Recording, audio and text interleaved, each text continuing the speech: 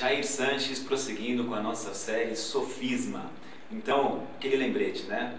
Aperta o botão vermelho, inscreva-se no canal, assim você já recebe em primeira mão aquilo que a gente for gravando por aqui. Solta a vinheta!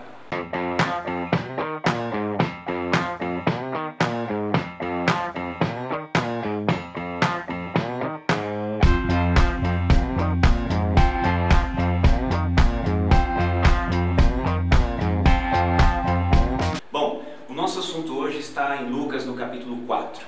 O que a gente vê lá? Logo no início do capítulo. E Jesus, cheio do Espírito Santo, começa logo no comecinho, versículo 1, 2 e 3, cheio do Espírito Santo, foi conduzido pelo Espírito ao deserto. Por 40 dias foi tentado pelo diabo, não comeu e nem bebeu. No final do seu jejum, apareceu Satanás com 3 possibilidades para ele, para vencê-lo e impugnar a guerra espiritual ali naquele momento. Qual era a necessidade maior? Transforma essas pedras em pães. Era fome. Então, se você é o Filho de Deus, se você é quem diz que é, então estala o dedo e transforma as pedras em pães.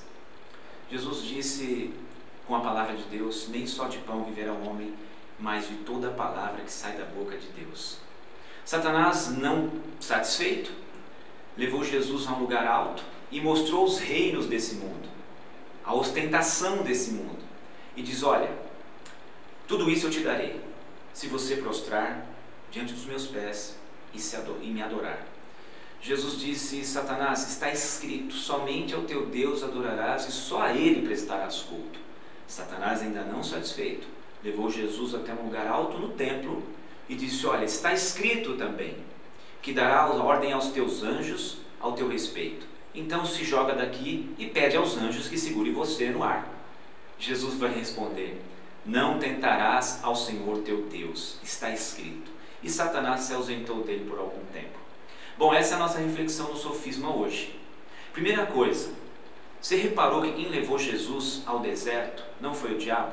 Ele foi tentado pelo diabo, mas quem o levou ao deserto foi o Espírito Santo. O que isso pode dar a entender para nós, irmãos? A vida cristã, ela também vai ter os seus desertos, ela também vai ter os seus vales. A vida cristã não é um jardim florido. A vida cristã não é uma colônia de férias. Então, essa lição, já logo de cara, já nos ensina que os desertos da vida nem sempre são porque a gente pecou, porque a gente fez isso ou aquilo, ou porque estamos pagando, porque semeamos errado, né? Porque tem gente que é fatalista, né? E diz que tudo que acontece na vida é porque semeou lá atrás. Isso não pode ser encarado desse jeito, né? A ferro e fogo, de forma fatalista. Então, assim, o Espírito Santo e Jesus, cheio do Espírito Santo, foi levado ao deserto. Então, assim, ser cheio do Espírito Santo não é ficar rodopiando e ficar dizendo lá basurianda, lá basuricanta. Isso não é ser cheio do Espírito Santo. Ser cheio do Espírito Santo não é ficar batendo palminha. Ser cheio do Espírito Santo é deixar-se conduzir pelo Espírito. Em João capítulo 3, versículo 8, vai dizer que aquele que nasce de Deus verdadeiramente é como o vento. Você não sabe de onde vem o vento, nem para onde ele vai, e ele passa por você, você o percebe, você o sente na sua pele, mas você não sabe para onde ele está indo. Assim é o que é nascido do Espírito. Então Jesus, cheio do Espírito, ele não foi conduzido ao palácio de Herodes para ser um dos generais do exército romano. Ele não foi conduzido ao templo para ser um líder e sumo sacerdote da religião judaica. Cheio do Espírito Santo, Jesus foi levado ao deserto. 40 dias sem comer. Então, assim, nos desertos da sua vida, como é que a gente vai encarar? Essa é a primeira verdade sobre isso. Jesus foi levado ao deserto pelo Espírito. Às vezes, os desertos que a gente vive, se o Espírito Santo está em nós, se cremos nele, alguns desertos é a proposta de Deus para nós, para esse momento da vida. Deserto foi uma proposta de Deus para um momento da vida de Jesus, antes de iniciar o ministério. Então, se o Espírito Santo está em nós, pode ser que tenha o dedo de Deus nisso. Então não esperneia, então não lamenta, então não fica aí chateado, então não fica de mal da Bíblia, não para de orar, não deixa de ir à igreja, congregar, ouvir a mensagem do Evangelho, estar ali com pessoas que talvez estejam em desertos piores do que o seu, nos abraçando, adorando ao nosso Deus. Então Jesus no deserto foi tentado pelo diabo, só que ele foi conduzido pelo Espírito. Segunda coisa, perceba que a primeira tentação veio logo na necessidade. Então o diabo ele é muito sorrateiro, ele é muito astuto. Paulo diz que as ciladas do diabo são astutas. O diabo é um ser inteligentíssimo. O diabo morou com Deus. O diabo conhece mais Bíblia do que todos nós. E ele vai na necessidade de Jesus, 40 dias sem comer. A Bíblia diz que ele não comeu coisa alguma. Com certeza bebeu água, senão teria desidratado e morrido. Mas ele vai logo na necessidade. Transforma essas pedras em pães. Parece que algumas pessoas querem um evangelho assim. E parece que algumas acreditam piamente que o evangelho é assim. Pintou a necessidade, a gente estala o dedo e Deus faz algo acontecer. E se ele não fizer, a gente vai lá na igreja A, na igreja B, na campanha A, na campanha B, no culto tal, no templo de Salomão, a gente vai em algum lugar, porque a necessidade apareceu e a gente tem um estalar de dedo celestial para transformar a pedra em pão e resolver a necessidade. Outro detalhe sobre essa tentação na necessidade é que o diabo sabe aquilo que mais precisamos em cada momento da nossa vida. Ele é um psicólogo milenar, ele está perto. Então assim, o que você está precisando muito? Se for dinheiro, pode ser que apareça alguma oportunidade de pintar algum dinheiro. Só que pode ser uma decisão que arrasa a sua vida. E está todo mundo precisando de dinheiro numa crise que está no país como essa. Então cuidado, porque na necessidade, algumas oportunidades podem surgir. E às vezes alguns vão encarar como porta aberta, mas não é. É o próprio Satanás. Está todo mundo precisando de emprego, são 13 milhões, um pouco mais já de desempregados no Brasil. Só que às vezes as pessoas têm ministério, têm função, têm vocação, têm chamado e circunstancialmente estão desempregadas. E aí pinta uma porta, só estou exemplificando essa transformar pedra em pão. Pinta uma porta de trabalho, só que agora a gente não tem hora para entrar, não tem hora para sair, não tem mais dia, não tem mais feriado, não tem mais domingo, não tem mais coisa alguma, e a gente vai ter que dar um stop, um stand-by na nossa vocação e no nosso chamado, porque temos uma necessidade e a igreja nem o pastor vai colocar dinheiro na nossa mesa. Então a gente vai encarar esse trabalho. Cuidado, pode ser que o diabo esteja agindo e pode ser que isso seja transformar a pedra em pão. Você largar daquilo que você tem com Deus, daquilo que Deus te chamou, para abraçar algo porque precisa suprir uma necessidade. Cuidado, é necessário discernimento.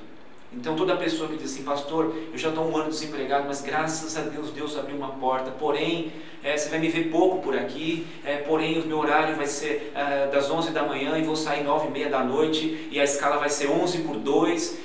Eu falo, vai trabalhar, mas vamos orar a Deus.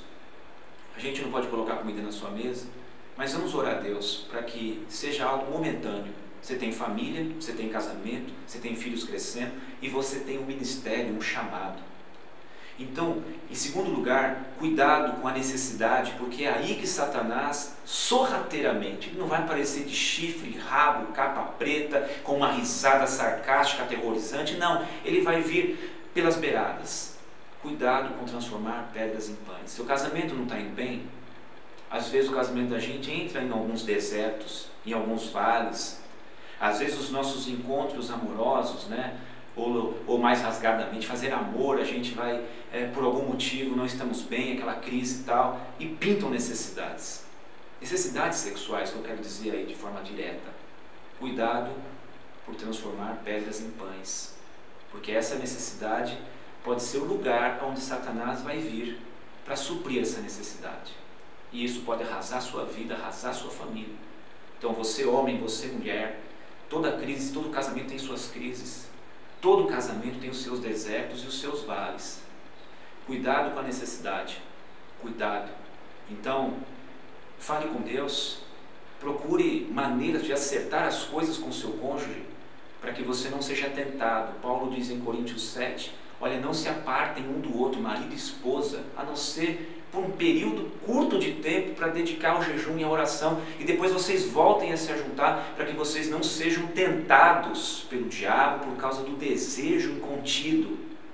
Então assim, transformar pedras em pães fala da necessidade do momento que Jesus teve, e isso é um princípio.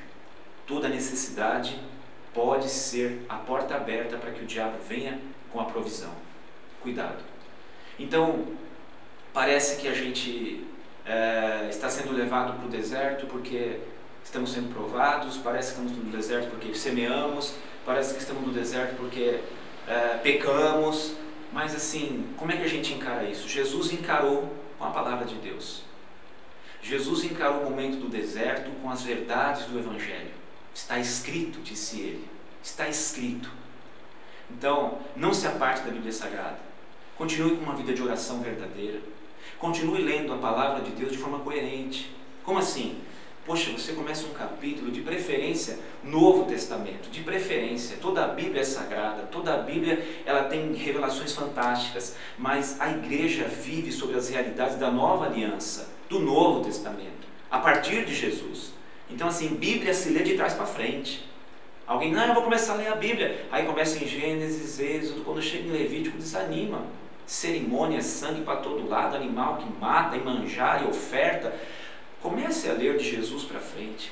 Leia um capítulo no dia. Reflita sobre aquele mesmo capítulo enquanto você está trabalhando, dirigindo. Tenha uma vida de oração, para que o Espírito Santo tenha lugar de agir na sua vida. O Espírito Santo possa falar com você.